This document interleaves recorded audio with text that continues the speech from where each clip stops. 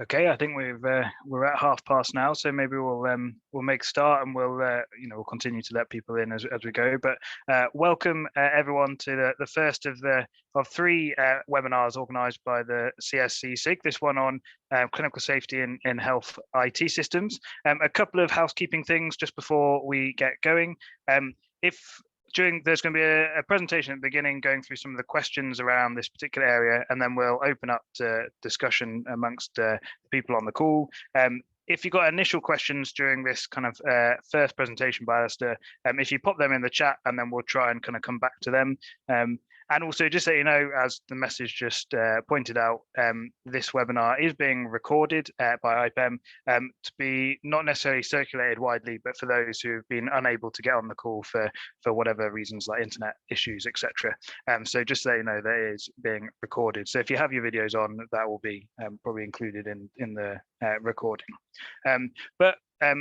To just get cracking then, if I introduce Alistair Rutherford, who's just going to talk us through some of the areas and questions that are kind of still outstanding in this area of clinical safety in health IT. Thank you, Josh. So I guess for a lot of you in the audience, you might not know who I am, and you might be wondering why I'm qualified to talk to you about this. I'll start with the second one. I'm probably no more or less qualified than most people in the chat, but as part of IPEM's ongoing engagement in this area over the last year, 18 months, I've been at or involved with quite a few of the meetings or sessions that have been organised in clinical risk management. And for who I am, I'm a radiotherapy physicist at the Beatson in Glasgow. So I'm involved in doing clinical risk management locally. And like Josh says, this is not a webinar necessarily. We're going to come and answer all of the questions, but we will be looking at the questions, validating them, looking at what the current status of CRM work is in medical physics and clinical engineering, and looking at what the next steps are and what the roadmap is for the future. So just to give a bit of an idea of the scope of where we're at, we're talking about the NHS Digital DCB 0129 and 0160 standards in the UK. And we'll start off the presentation looking back at the last year, 18 months of what IPEM have been doing in this space. And we've developed maybe about 6 or 7, so I've said 6.5 questions that have probably come up mostly in most of these events recently. So mostly to do with top management, the role of the clinical safety officers, and how the DCB standards interact with the current and future medical device regulations. And then touch a bit on some of the practical issues with implementing these standards, and in particular 0160 in terms of documentation and procurement. And again, move on to the next steps and see where we're going in this area. So this webinar, I guess the aims are split in two. There's the short-term outcomes that will be dealt with in the webinar itself, and hopefully in the next couple of weeks, up to a month. And ideally, we can agree as a community of people that are on this call in the first instance that the questions that we've raised in here are valid and need answering, and hopefully identify any other questions that are out there in the community. We're currently trying to engage the Professional Standards Council to form a task and finish group to look at publishing an IPEM policy statement on some of the more timely issues, and ideally on quite a short timescale. And because we've got quite good engagement in this chat, I would expect that the community of practice starts emerging and people start sharing what they're doing. And that leads directly onto the medium to long-term outcomes. If people start sharing the practice, hopefully we can identify what is the best practice out there and look to produce a best practice guide similar to the in-house manufacture of software one that just got released.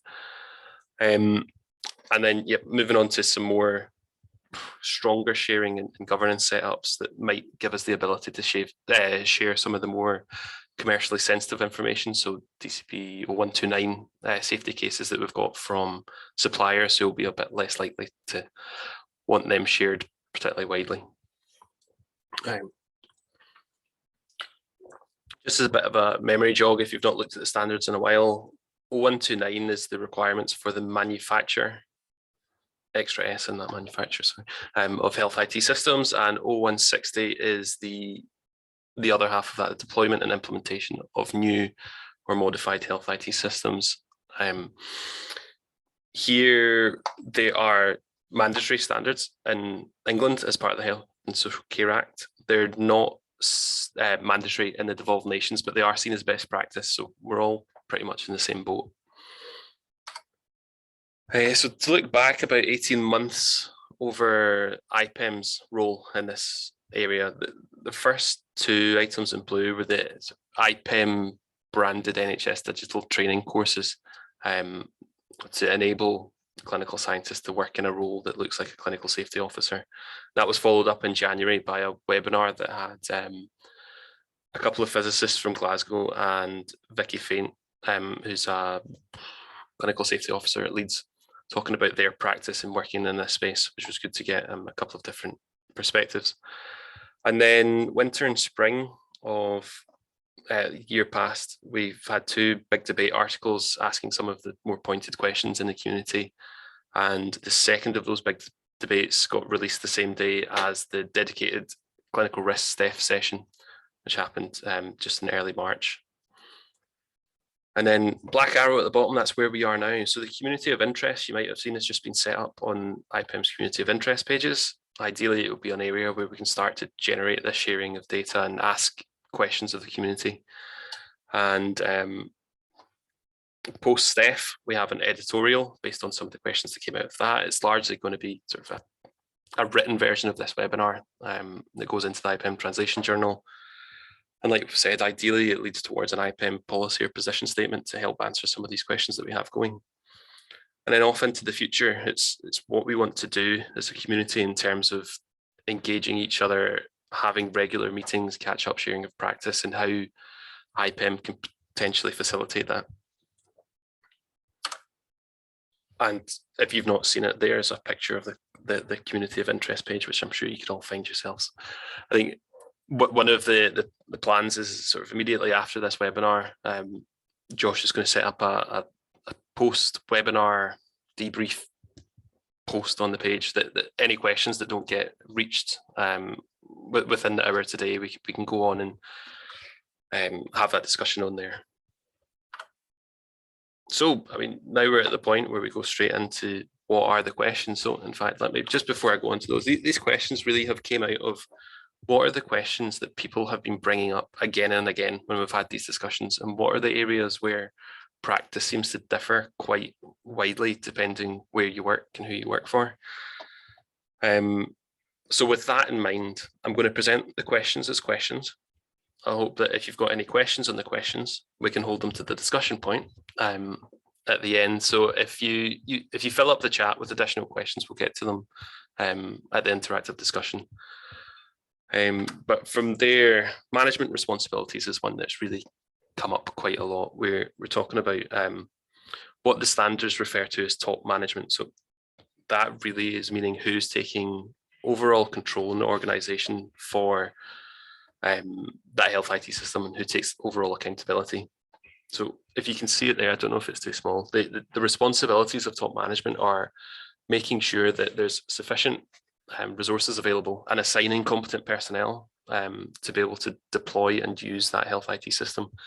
And they must nominate a clinical safety officer.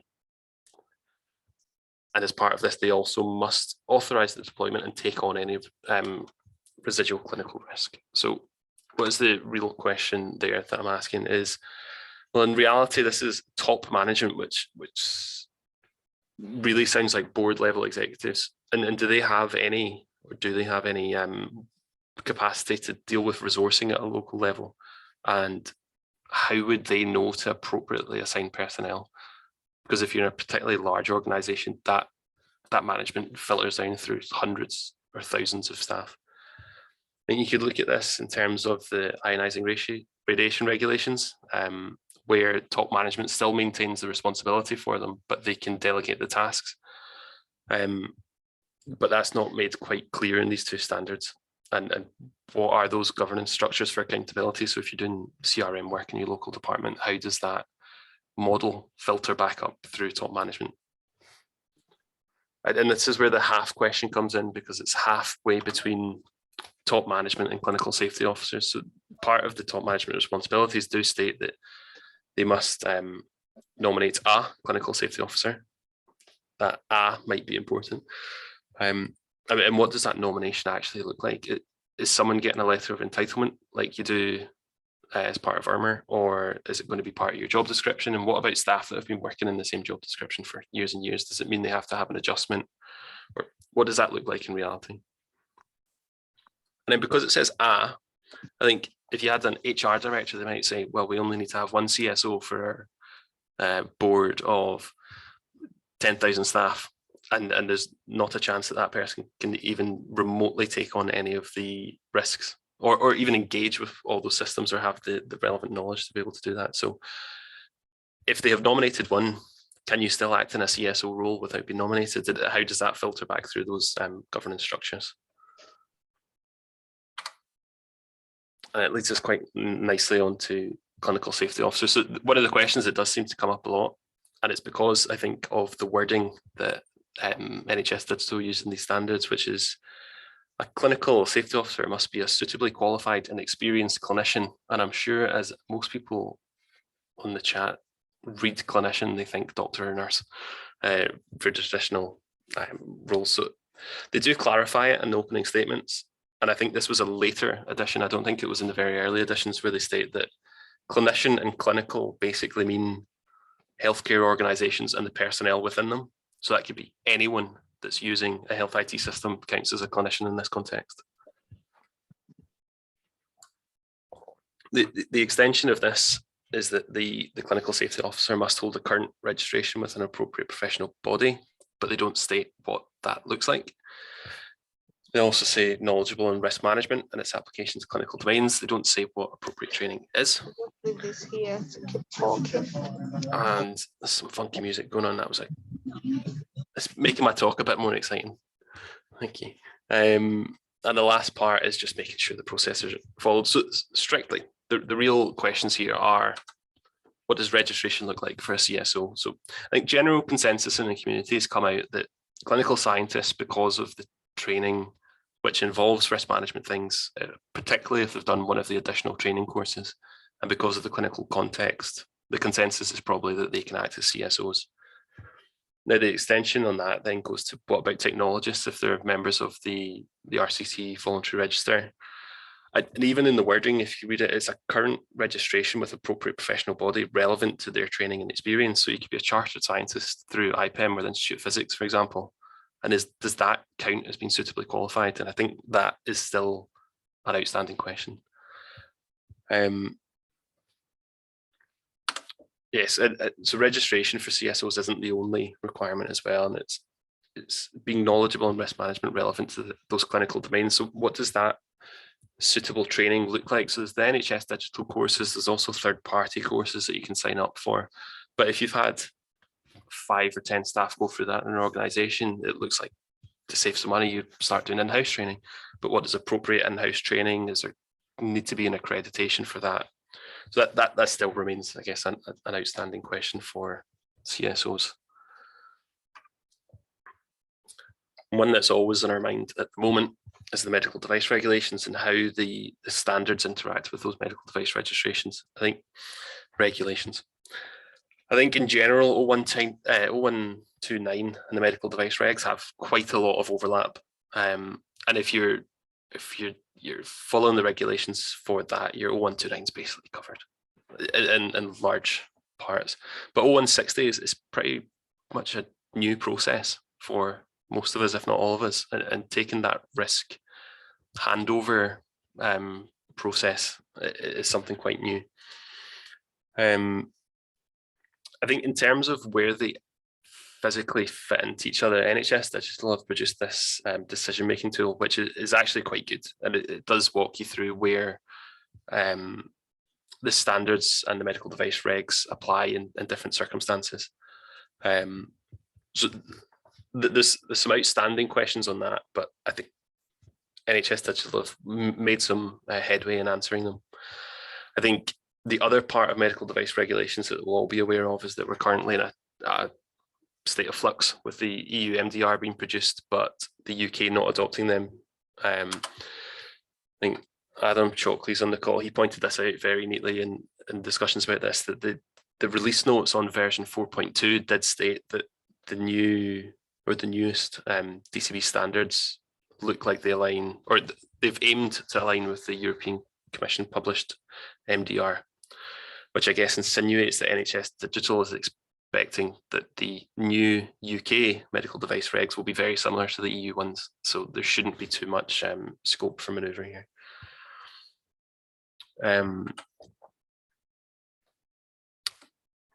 Practicalities. Now, so there's two questions on practicalities here. It's one about documentation, one about scalability, which will probably have a reasonable amount of crossover.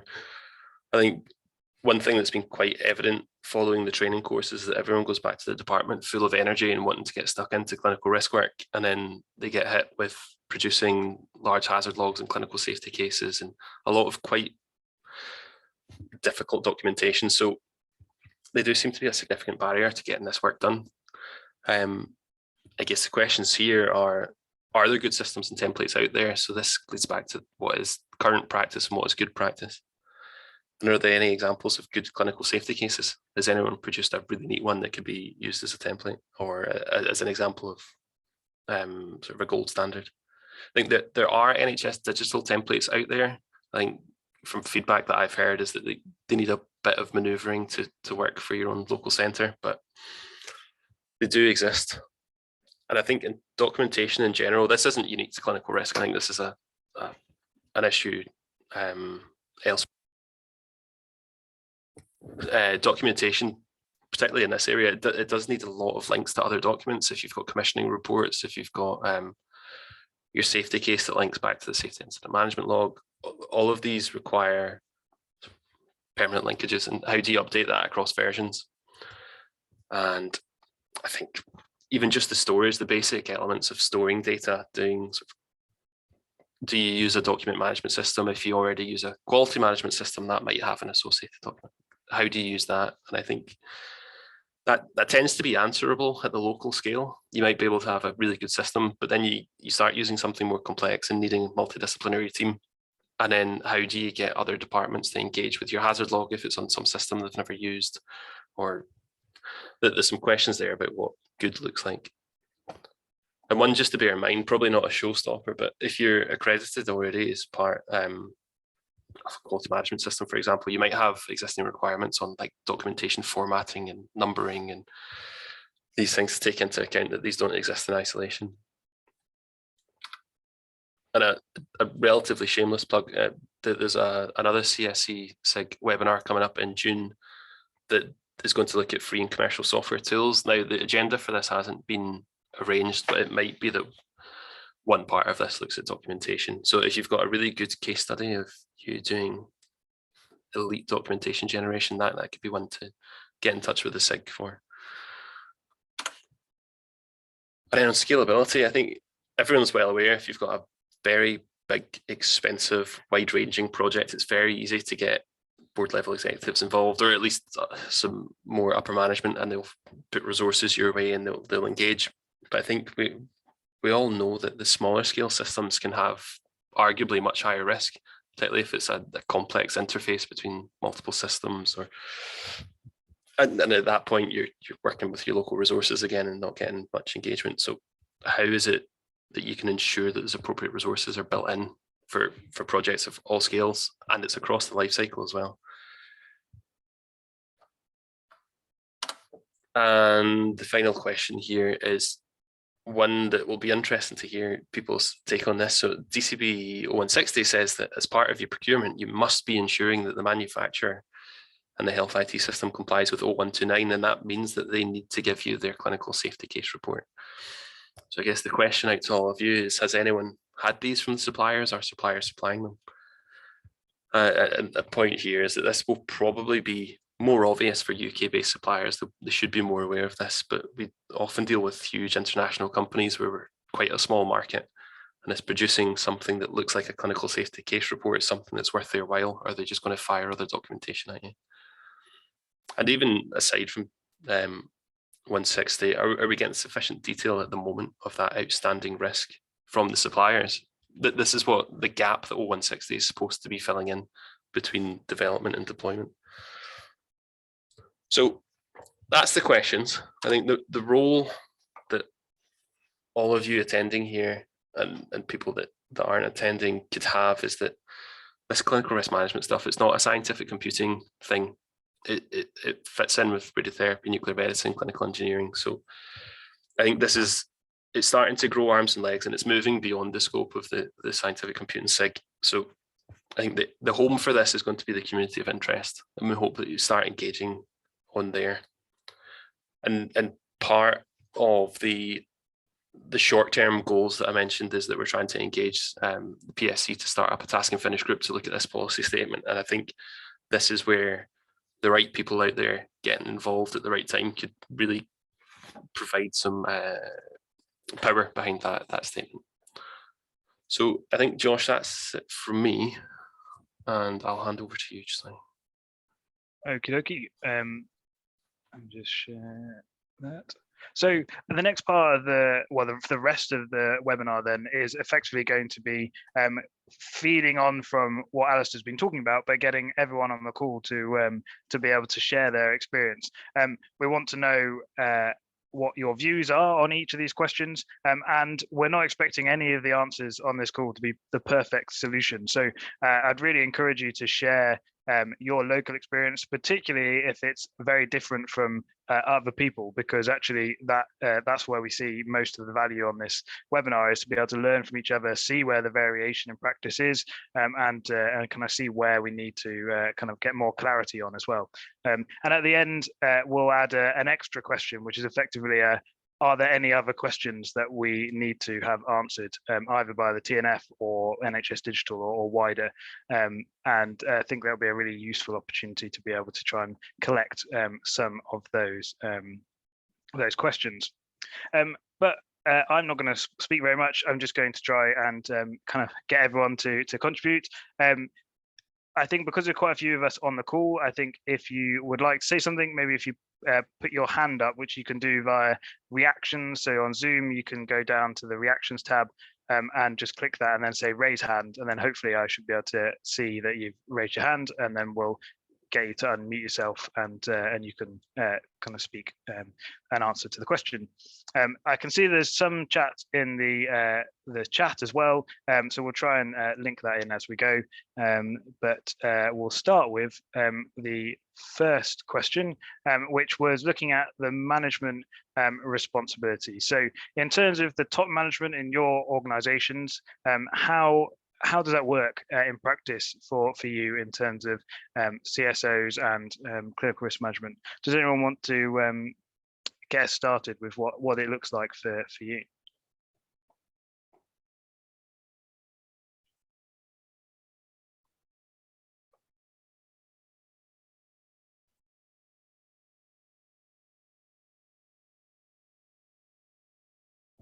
Robert, yeah, do you want to unmute yourself?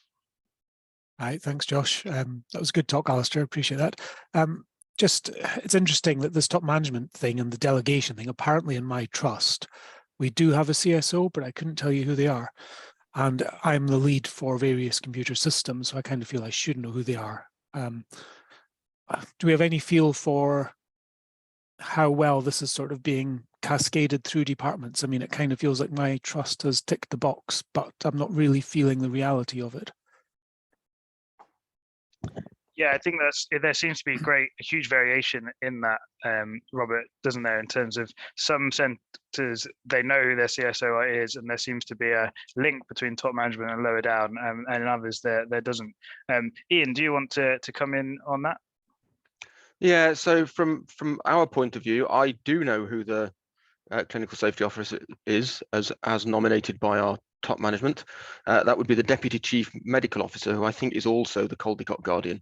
But that's only because I've been in meetings where that's been referred to in passing. So there's, again, like Robert suggests, I'm responsible for systems. I'm the system owner for a number of systems within radiotherapy. We've had no communication really about this coming down from above. So it really does seem to be that there's a top level thing going on, and there's some recognition that this is required, but there's no real attempt or understanding of how to apply that sort of down on the ground level with the people who know the systems. Yeah, which is really interesting, isn't it? When actually the CSO in the guidance is supposed to do certain things within, and in particular on a project level basis of knowing the risks and being able to sign those off. Yeah, absolutely. Patrick. Yeah. So at UCLH, can you hear me? Yep. Yep. Good. Okay. So at UCLH, I did my training back in 2014, a couple of years after it all became sort of the rules, but we didn't really enforce it, to be honest, until we went live with electronic health record system. So it's now very clear we have one main CSO who was the CSO for the new electronic health record system, but then we have a whole number of other people trained, like myself, who were part of a board. So there is a delegation across the organization of it. I don't think there's a massive amount of publicity. I think if you're involved in it, you know what's going on. If you're not particularly involved, directly, then you've no clue. So it's quite a mixture, really. But we do have a hierarchy. Mm-hmm. Yeah. Virgil, do you want to come in on that? Hi, yes, from Southampton here. Interesting because this started for us, I would say probably not a year ago, or less than that, when we had a new clinical safety administrator. And they started to chase us up with a long list of all the health IT systems that we have. If we have these clinical safety use cases, and who's the CSO for these, and who's the clinical lead, and who's the owner. So it took us by a complete surprise. Hence, I attended the clinical safety course and joined this community, because we didn't know anything. So we didn't have a top management clear signal that we have to do this and that and etc. So we learned about the standards, etc.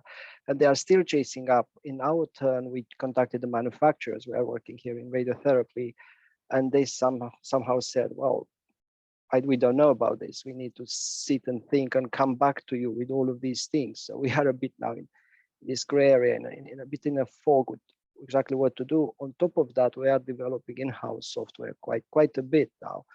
So we should sit on both these 129 and 160 exactly. But what we don't know. I mean, it's like question 4 there to have like a good example or a template. I think at this point, this would be vital, to be honest, to see how they look like, how do we have to implement, and then to figure out exactly the management, what are the requirements. In a December meeting with the Faculty of Clinical Informatics in London, I asked myself, some people that they stated there in a presentation that they are CSOs. So apparently, yes, as you said, we can be as clinical scientists, CSOs, and act like that. But exactly how this will be appointed, who's taking the responsibility, etc., it's still unclear. So for us in Southampton, it's just this new clinical safety administration chasing up everybody around for these clinical safety cases. And myself and one of my colleagues in my team, we attended this course. So we are trying now to put together something for our in-house software that we are developing, and try to start with everything with hazard logs and put based on our understanding. But I feel that it's a bit empirical, and it'll be good to have a more support, a mutual support between ourselves as a community on how to do this. And yeah, absolutely. I mean, I think that's the hope, is that this kind of forum helps to kind of start that process and start that sharing of information. One interesting thing in the chat, I noticed someone saying, well, how are these kind of, who's enforcing the kind of the DCB standards? Is it the CQC? Is it someone else? And I guess that has an impact as well on how top management engage with it as well, and how much kind of you're able to kind of relate to or get people in that top management to understand the need for the regulations. Adam, do you want to say something on this? Sorry, just unmuting myself. I was just going to try and draw a parallel, if I can, to the role of information asset owner. So one of the things we've had through our trust and for people I work with is they don't know that they are fulfilling that role, or potentially could be viewed as fulfilling that role. And I think this comes in as a similar way that this has been rolled out, that there is a lack of knowledge that you're doing a role that could be a CSO. And I think the first question is, how do you that get nominated is a very important one, because you could be in that role doing it, but not following on from doing it. And I think the information asset owner standards, they do kind of formalize that there's two different roles. So there's the senior information risk management officer, who is the board level, which are in our trust also now is the CSO, is that same group as Ian. There's just one person doing it. But that, I think, is helpful in that it's more formalized. So that's more of a discussion, I think, to go back into the standards to improve them. I think we should probably be looking at what we can do to push back and say, actually, these standards are not fit for purpose in some ways. Just for discussion. So how can we feed back and improve the standards themselves? John, do you want to say something on this? Yeah, part of me wants to say we should, given that there is no identified inspector and no history of inspections and improvement notices and things issued, one option is to keep quiet and carry on, and we as a kind of clinical scientist group define and follow best practice, and we don't get criticised. The other part of me wants to say, as I wrote in the notes, the chat, we could, as an organisation, as an IPEM organisation, start to own this and write guidance. And I think inspectors, in my experience in the radiation world, they do like professional guidance. They like professional bodies to get together and say, this is how we're going to work and define, this is our interpretation of the rules, the laws. We write the guidance, and that might not just be IPEM, it might be other clinical scientists outside the physical world. I mean, not outside the physics world, and define the roles, and maybe if it's not, if there isn't already a clinical risk administrator, then define that as a role. I'm not ginned up on it like you guys, but if that role is not already defined, start to define that role, and then you can have a kind of single risk office, top management representative that gets fed information and has meetings with a larger number of clinical risk administrators. And the hospitals, if the professional bodies wrote guidance, they would love to then follow that guidance and be audited against that guidance. So that's my thinking. And on the one hand, keep quiet, but on the other hand, start to own it and define it, and it involves work, but people will start to follow what we say. Yeah, that's really interesting. So in terms of if the guidance coming out, actually, I guess one of the hopes of the kind of the output of this webinar is that actually we can start to put that process forward for creating that guidance and having a position. We should probably move on to some of the other questions soon. Patrick, is that an old hand or is that a new hand? It's old. Let me put it down. Sorry. Yeah, no worries. And Andrew, do you want to say something before we move on?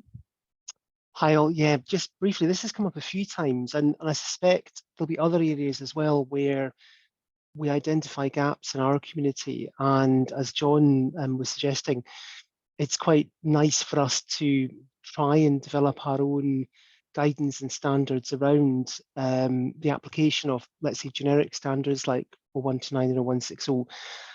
Where this has been challenged when we've discussed this previously is around its legitimacy with NHS Digital, who are perceived as the experts in this area. So one way forward might be that we strike up some sort of collaboration with NHS Digital, where for devices or medical equipment that do come within our, let's say, specialist remit, we could collaborate on producing guidance, which is endorsed, supported by NHS Digital as well. And that way we're acting as domain experts, but we're also making sure we're in sync with what is happening at NHS Digital underneath the standards and as the standards evolve as well. And that might be a nice way of maintaining legitimacy as we produce more detailed guidance, say. Yeah, thank you for that, Andrew. That's really helpful, isn't it? Because actually, it is a broader issue than just in medical physics and engineering, isn't it? And actually, it's NHS Digital who effectively have ownership of the guidance. Okay, let's start to move on. I suppose perhaps briefly then on in terms of we've touched on it a little bit in terms of the top management, but how are clinical safety officers kind of entitled or appointed, for want of better kind of terminology, in your organization? So do you have it that it's written into job descriptions? Is it a role kind of descriptor? Do you have people named specifically, or is it that they're just doing that role? What are people's experience with that?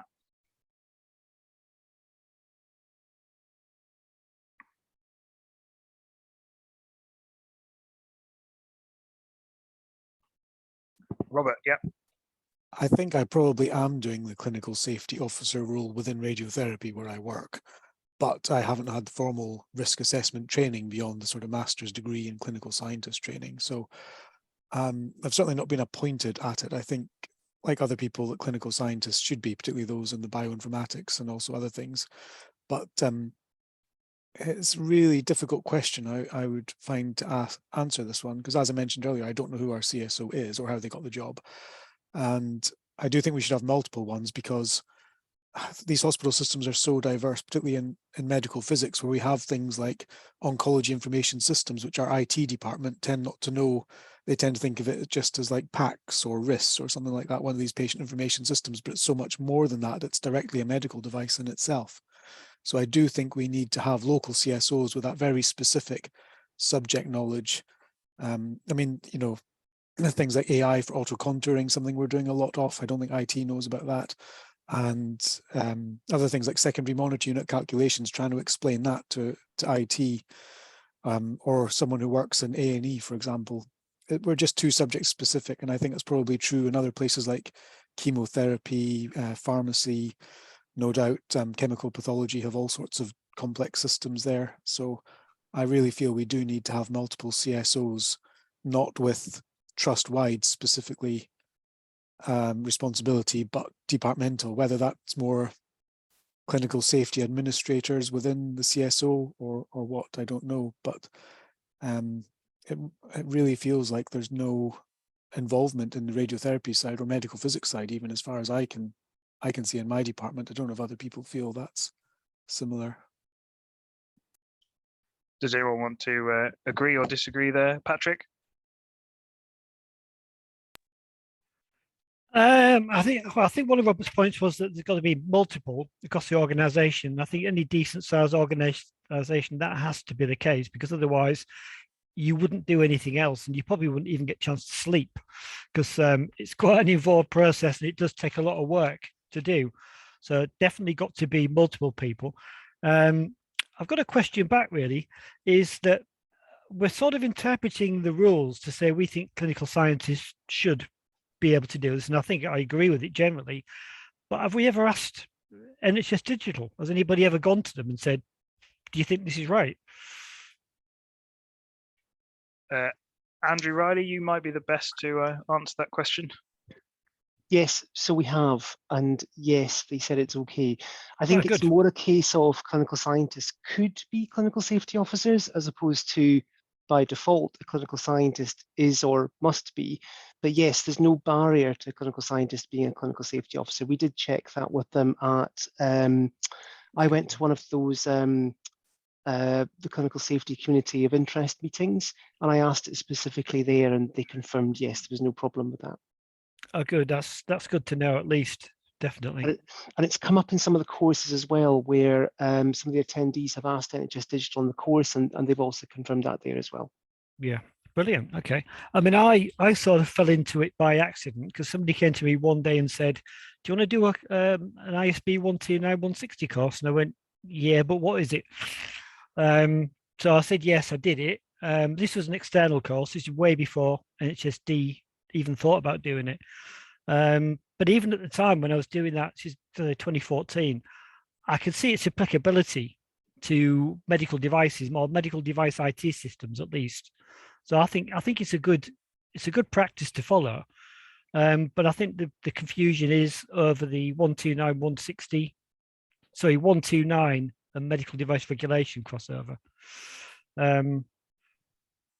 Sorry, yes, I've hogged the microphone enough now. No, thanks, Patrick. Yeah, so I guess we'll probably touch on the medical device crossover in a little bit.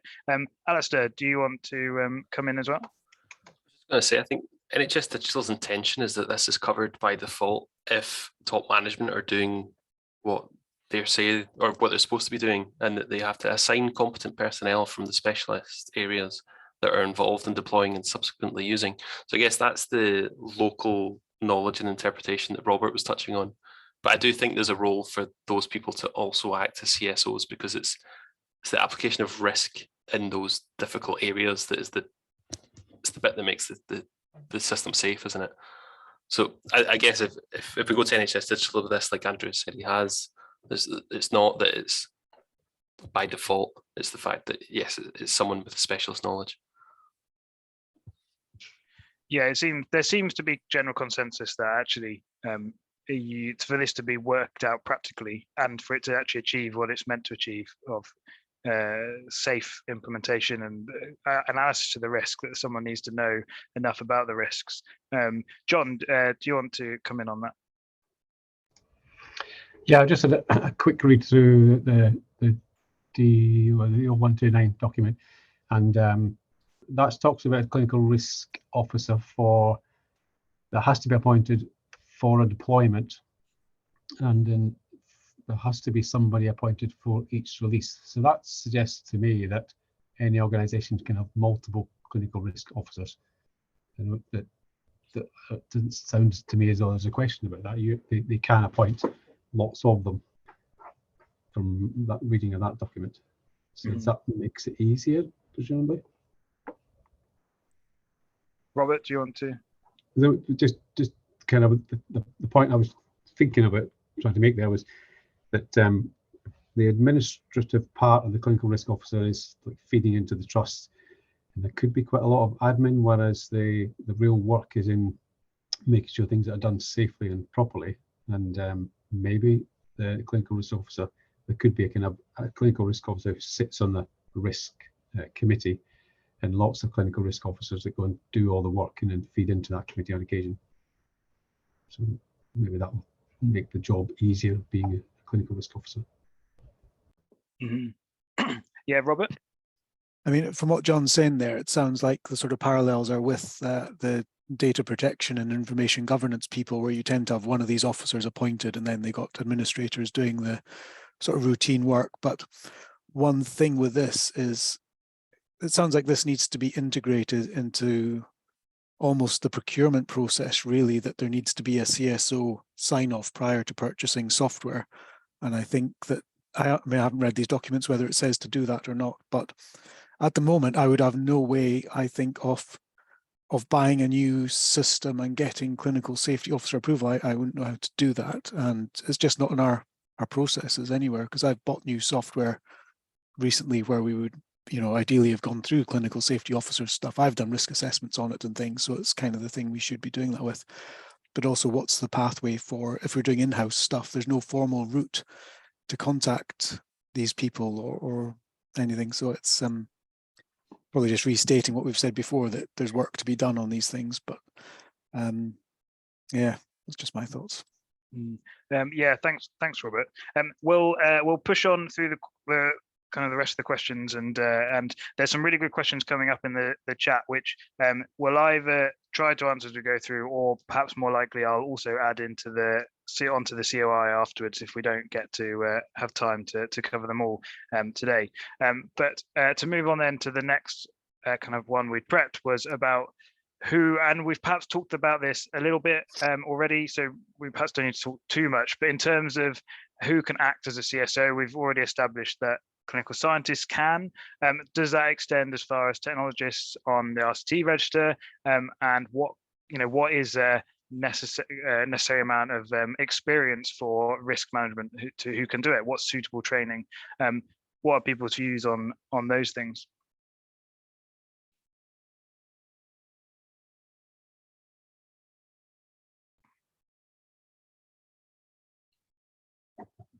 John? Yeah, I think that goes back to what Andrew and I were saying earlier. If we own the question, we own the answers, we write the guidance, then we define the answers to these questions. I think if nobody else has done so already. Yeah, Andrew, would you agree with that? Yeah, I think so. Recently, at meetings I've been at, there seems to be a very, let's say, blunt interpretation of appropriate, I can't remember the exact wording, but that appropriate registration with a professional body. And I do think that it's not as simple as it being, let's say, a traditional clinical type registration. There is some guidance from NHS Digital that suggests almost anybody employed in the healthcare system can act as a CSO, and that seems to be very loose in the other direction. So I think this is where, if IPEM was to produce guidance, I mean, the RCT register is a PSA register that is in itself came from the Health and Social Care Act, where these standards have come from. So I don't see why that couldn't necessarily be included as a legitimate registration. But equally, one of the challenges we're encountering now in many of our organisations is we're employing people from industry who've come from, let's say, non-traditional healthcare backgrounds or backgrounds outside of healthcare. And they may come with quite significant qualifications that we just don't have normally through our regular clinical routes. So if they then built up that clinical experience but hadn't become HCPC or RCT registered, is there some standard that we could apply? Now, I think there's going to be a huge debate about that, but that's where I think if the IPEM community could come up with guidance recommendations and sense check those with NHS Digital so that NHS Digital were in agreement and ratified, I think that would be quite powerful and also a very safe way of working as well. Yeah, John, is that a new hand to come back on? Yeah, just to add in another thought. My reading of it is that making that requirement for registration means that the authors of this standard don't need to be the people that. Well, it means that a CSO can be struck off. Somebody else can look after whether or not they're capable of doing the job, and it's not the kind of not extra work that the legislator has to do.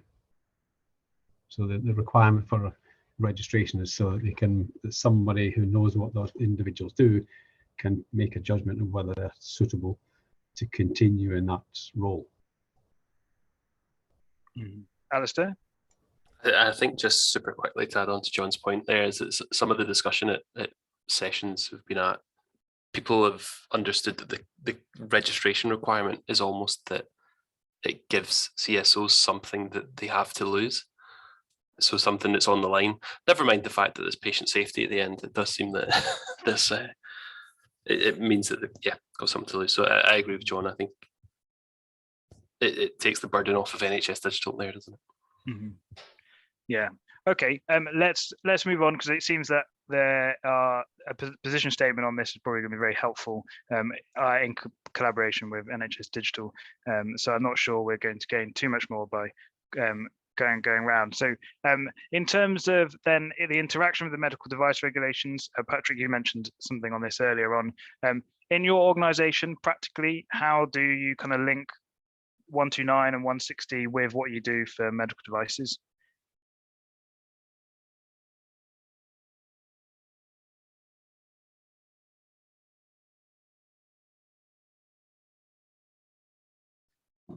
Alistair? I can get the ball rolling if you want. I think for local development work, we've got quality documentation that largely covers the medical device requirements, and in part it covers most of 129. 160, I think, like we touched on the way through, it's almost quite a separate entity that is the moving from one domain into the other, and that's largely what it touches on. I think in terms of board governance parts for this, we've got quite a strong structure of governance from our local department up through different levels in the board that feeds back in terms of medical device regulation.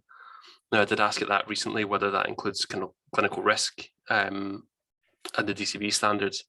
And I think potentially because we're in Scotland, these standards haven't filtered up because it's not filtering down that this is going to be something that they get stuck with legally. But also, I don't think that these are as well known. Everyone tends to know what medical device regulations are. I think these two standards still are a wee bit not well known. Yeah, that's true. And I guess there's questions about how do we improve that knowledge. I guess having a professional body statement would help do that as well. And as you say, it seems to be more that it's kind of the deployment element that is perhaps newer to us rather than necessarily the manufacturer side itself. Patrick. Yeah, I mean, we're probably not doing any development at the moment that would require us to do a 129 statement, but whenever we get a system in, we are asking all suppliers now for their 129 statement. It's not 100%.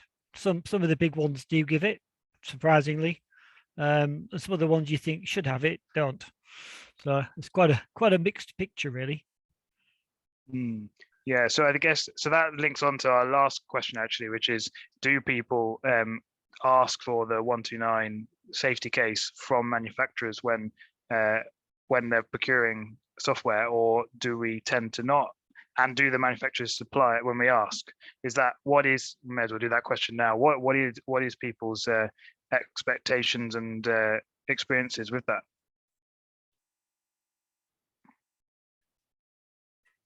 James.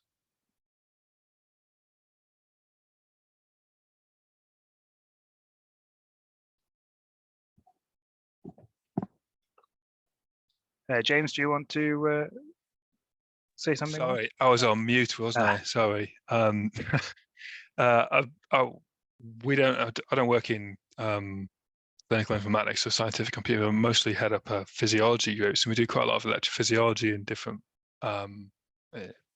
applications. And we've bought a couple of electrophysiology systems lately, and I've asked for DCB certification. I've got absolutely nothing. I've been met by blank faces. One's quite a large organisation, one's a bit smaller. So, and our supplies department didn't. I mentioned it to them, and they didn't really say anything at all. So, it seems very new. A lot, it's kind of echoing what everyone's experience seems to be. Yeah, thanks very much. That does seem to be the case, that actually, even amongst manufacturers as well, there is either little knowledge or little will to be able to kind of produce the documentation as well. Can see some people in the chat saying they've started to ask them. Or Alistair? We've had much the same, in that we've asked for it and been met with blank faces. Some people have told me recently that they've asked manufacturers for them and they only release under a non-disclosure agreement, I think because they're worried that if it gets out there, it reflects badly on them, that there's some outstanding risks. I think we can all accept that there's going to be outstanding risks, but if we don't know about them in that translation through 160, then we can't take on that risk. And it probably stays as a bigger risk. But yeah, so I think some manufacturers are starting to give them up now, but they're still keeping the details quite close to their chest. That's yeah, quite a few people seem to be having similar experiences in the chat. Patrick? I mean, yeah, just a final comment really to say that we've not rejected anybody yet because they haven't given a 129 statement, but I guess at some point, hopefully, it could be a deciding factor. If we've got two suppliers, one gives one, the other one doesn't, we'd go for the one most likely that did. So, and that's the point I do make to all suppliers. Yeah, thank you. Yeah, that's helpful. I guess the challenge there is that if there's only one or two suppliers in an area, particularly, so I work in radiotherapy, and so actually if you've only got one or two suppliers, you kind of have to buy from them. So if they don't give you the documentation, you're kind of stuck because you need to buy their kit or their equipment and software. Ian? Yeah, I think coming back on that as well, a lot of the companies we're buying from are big international companies who may well be complying with medical device directives, may have CE marking, whatever. But these are purely UK and in fact only mandated in England. regulations, and so the incentive for them to comply with these and provide the documentation is really quite limited. We form such a small part of their market, really. So it is difficult to get the leverage on them to produce this specific documentation when they're already complying with other forms of regulation. Yeah, absolutely. Yeah, Alistair.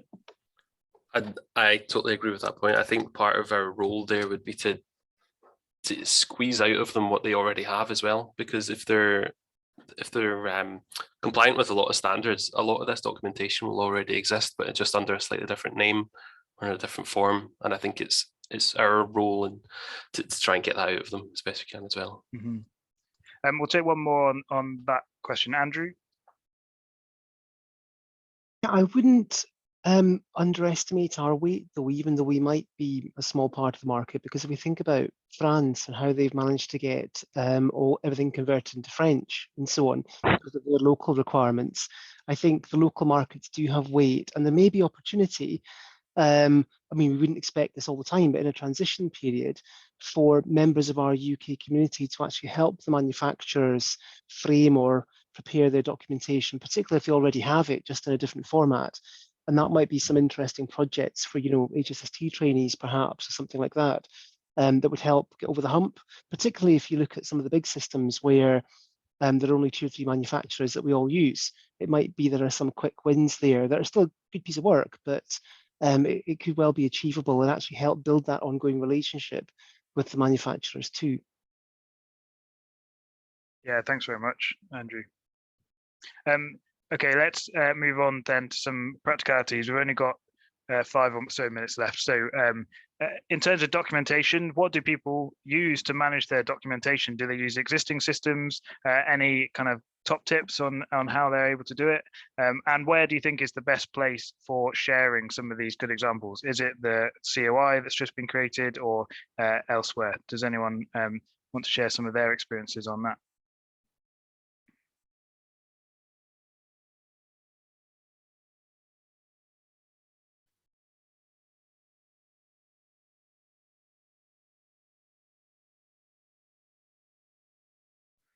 Alistair? I can share the opposite. Ours isn't particularly good, our templates and things just now, and it's an area we're actively trying to develop because, like we said during the talk, it's one of the things that really stops you engaging with the process when it's hard. So we've tried to adopt some of the NHS digital templates as well, and you're sort of having to force them to work. So there's an additional burden when you're setting up this program for yourself and getting the documentation right for you. And I've not seen any other particularly good templates or systems out there, to be honest. Mm-hmm. Yeah, James, have you had a good experience? No.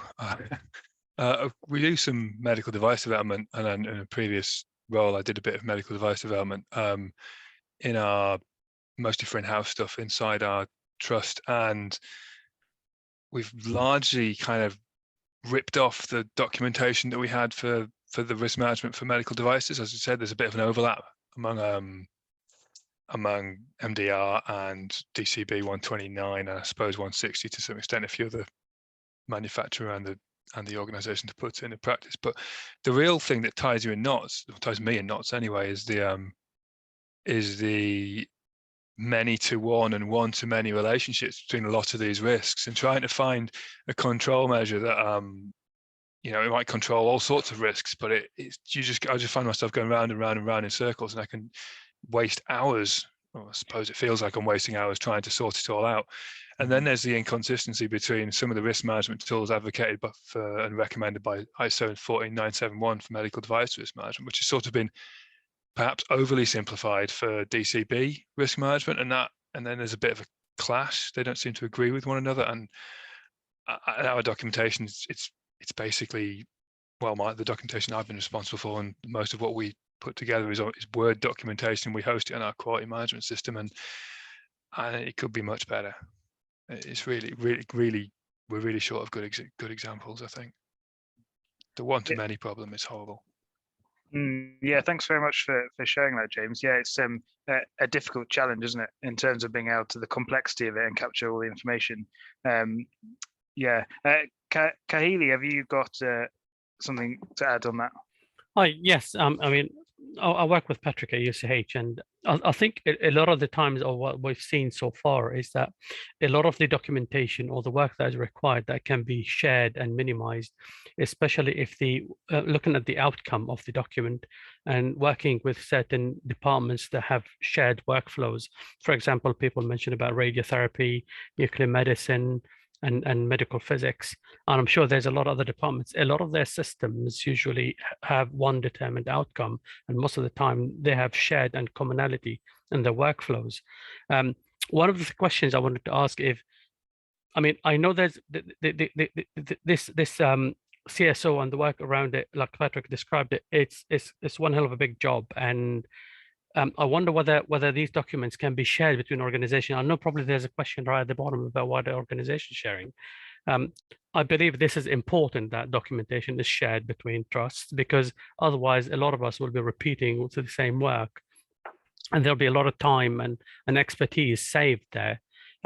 One of the good things I think we find ourselves in is getting what we always termed in the past is a clinical expert and a technical expert on a particular system to sit down together and then summarize and write the actual cases. I think that helps a lot. Yeah, thanks very much. That's a really good question of, well, or how do we share our documentation? What can we get out of it?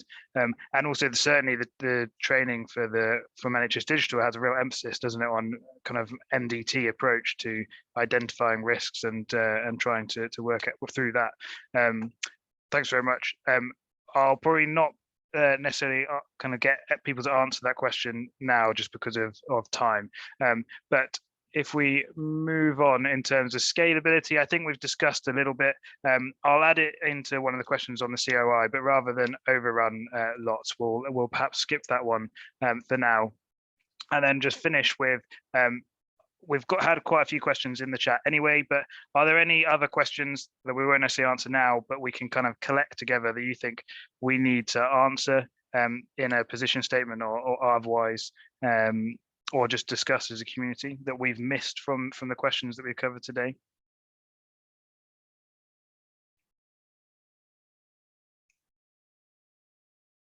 Great, I'll take the silence as people have put them in the chat, but feel free to add them in the chat before you go.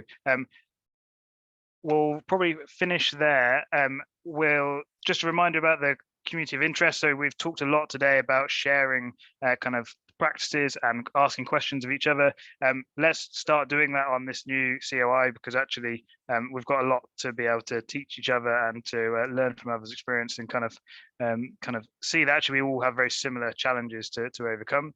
And then hopefully we've agreed today that actually lots of the questions, there seems to be agreement that lots of these questions are valid questions, and that there are some solutions. So things like having a position statement from the professional body, etc., will help iron out some of these things, and hopefully we can kind of build up a community. There's certainly lots of people on this call that seem to be interested in this area and want to be able to share their practice. So how can we make it easier for each other as well?